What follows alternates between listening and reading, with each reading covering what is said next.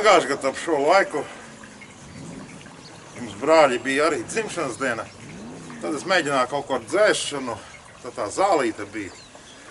Tagad nav, bet ko es varu pateikt, ugunsdzēsējiem ne tikai ar šļūteni jāmāk strādāt, bet viņiem jāmāk arī ar zāģi pazāģēt.